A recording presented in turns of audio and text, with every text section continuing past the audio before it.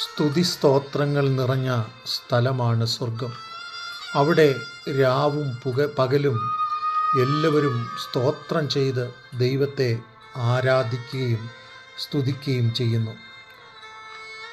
എഫേസ്യ ലേഖനം 1-ാം അധ്യായം അതിൻ്റെ 17-ാം വാക്യം പഠിക്കുമ്പോൾ, നിങ്ങൾക്ക് വേണ്ടി സ്തോത്രം ചെയ്തും എൻ്റെ പ്രാർത്ഥനയിൽ നിങ്ങളെ ഓർത്തും കൊണ്ട് നമ്മുടെ കർത്താവായ യേശുവിൻ്റെ ദൈവവും മഹത്വത്തിൻ്റെ പിതാവുമായവൻ നിങ്ങൾക്ക് തന്നെക്കുറിച്ചുള്ള പരിജ്ഞാനത്തിൻ്റെയും വെളിപ്പാടിൻ്റെയും ആത്മാവ് തരേണ്ടതിന് പ്രാർത്ഥിക്കുന്നു. അതെ, നമ്മളുടെ പ്രാർത്ഥന സ്തുതിമയമായിരിക്കണം. നമ്മളുടെ പ്രാർത്ഥനകൾ ദൈവത്തോട് ആവശ്യങ്ങൾ പങ്കുവയ്ക്കുന്നതായിരിക്കണം. നമ്മളുടെ പ്രാർത്ഥനകളിൽ മറ്റുള്ളവർക്ക് വിടുതൽ ലഭിക്കും എന്നുള്ള അറിവോടും വിശ്വാസത്തോടും കൂടെ നാം ദൈവസന്നിധിയിൽ പ്രാർത്ഥിക്കണം.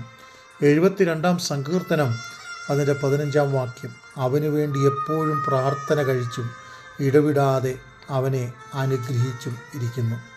അതെ, എപ്പോഴും പ്രാർത്ഥിക്കുക, ഇടവിടാതെ അനുഗ്രഹിക്കുക. 4 ജീവികൾ, ഇരിക്കുന്നവനും ഇരുന്നവനും വരുന്നവനുമായി സ്വർഗത്തിലുള്ള കർത്താവായ ദൈവം പരിശുദ്ധൻ പരിശുദ്ധൻ എന്ന് അവർ രാപകൽ വിശ്രമം കൂടാതെ ദൈവത്തെ സ്തുതിച്ചുകൊണ്ടിരുന്നു.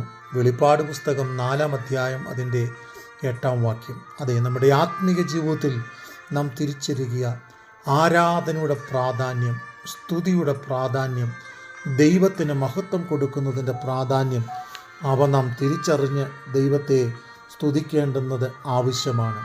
അത് നമ്മുടെ ജീവിതത്തിൽ നാം ചെയ്തുകൊണ്ടിരിക്കുമ്പോൾ ദൈവനാമം നമ്മളിലൂടെ മഹത്വപ്പെടുകയും ദൈവം തൻ്റെ ആരാധനകൾ സ്വീകരിക്കുകയും ചെയ്യുന്നത് നമുക്ക് കാണുവാൻ കഴിയും. അതെ, ഇടവിടാതെ ദൈവത്തെ സ്തുതിക്കുന്ന ഒരു സ്വഭാവം നമ്മുടെ പ്രായോഗിക ജീവിതത്തിൽ നമുക്ക് ഉരുത്തിരിഞ്ഞു വരേണ്ടിയിരിക്കുന്നു. പലപ്പോഴും നാം ദൈവത്തെ ആരാധിക്കുവാൻ, സ്തുതിക്കുവാൻ മടി കാണിക്കുന്നവരും മറന്നു പോകുന്നവരുമാണ്.